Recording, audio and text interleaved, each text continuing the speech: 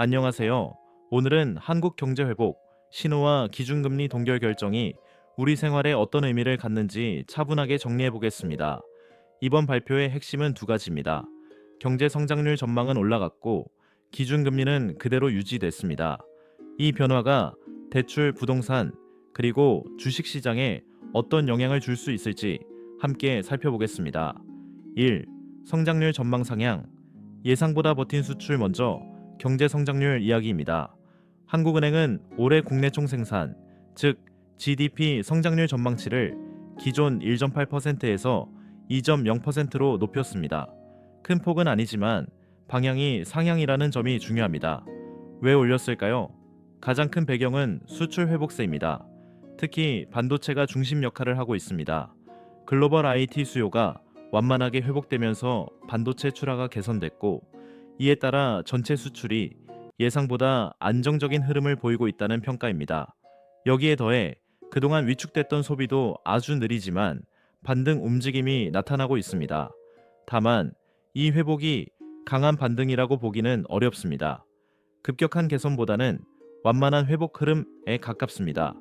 결국 지금 경제 상황은 침체 우려에서 조금 벗어나는 단계라고 해석할 수 있습니다. 2점, 기준금리 2.50%, 여섯 번째 동결, 두 번째 핵심은 금리입니다. 한국은행은 기준금리를 2.50%로 유지하기로 결정했습니다. 이번 결정으로 6차례 연속 동결입니다. 왜 금리를 올리지도 내리지도 않았을까요? 중앙은행은 크게 두 가지를 동시에 봅니다. 하나는 물가, 다른 하나는 경기 흐름입니다. 물가는 과거 급등 구간에서 많이 안정됐지만 아직 완전히 안심할 단계는 아닙니다. 반면 경기는 이제 막 회복 신호가 보이는 상황입니다.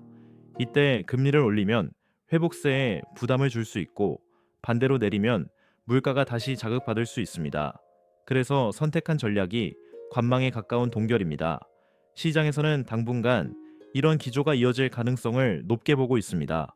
즉, 급격한 금리 인상 국면은 아니라는 의미입니다. 3. 우리 생활에는 어떤 영향? 그렇다면 이 결정이 개인에게는 어떤 의미일까요? 1번 대출자 변동금리 대출을 가진 분들에게는 일단 한숨 돌릴 수 있는 상황입니다. 추가 금리 인상 부담이 당장 커지지는 않았기 때문입니다. 다만 금리가 내려간 것은 아니기 때문에 이자 부담이 줄어드는 단계도 아닙니다.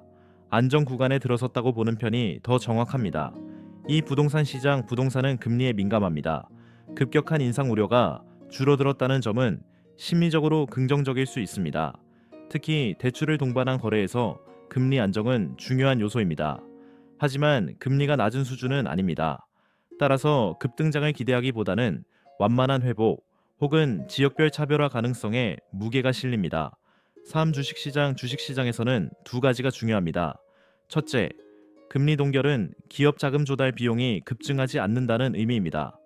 둘째, 수출 개선은 기업 실적에 긍정적으로 작용할 수 있습니다.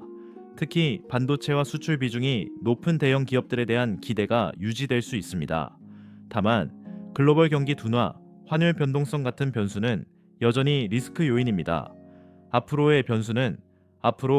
시장이 주목할 지표는 크게 두 가지입니다.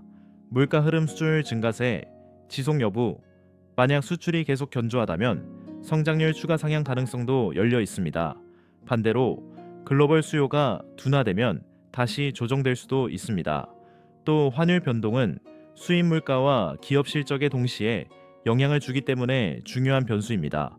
핵심 세 가지 정리. 첫 번째, 성장률 전망 상향 수출, 특히 반도체 회복 영향으로 올해 경제 성장률 전망이 소폭 상향 조정됐습니다.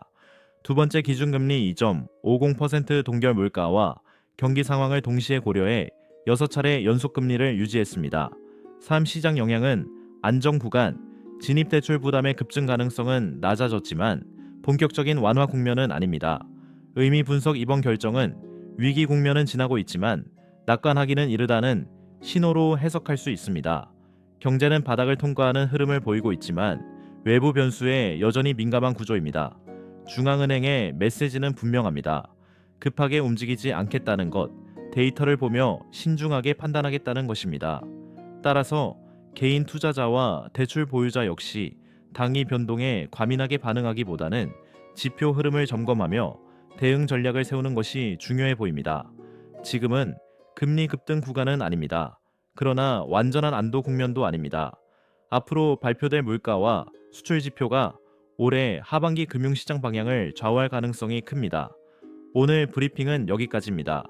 경제 흐름을 이해하는 데 도움이 되셨다면 구독과 좋아요로 응원해 주시기 바랍니다. 감사합니다.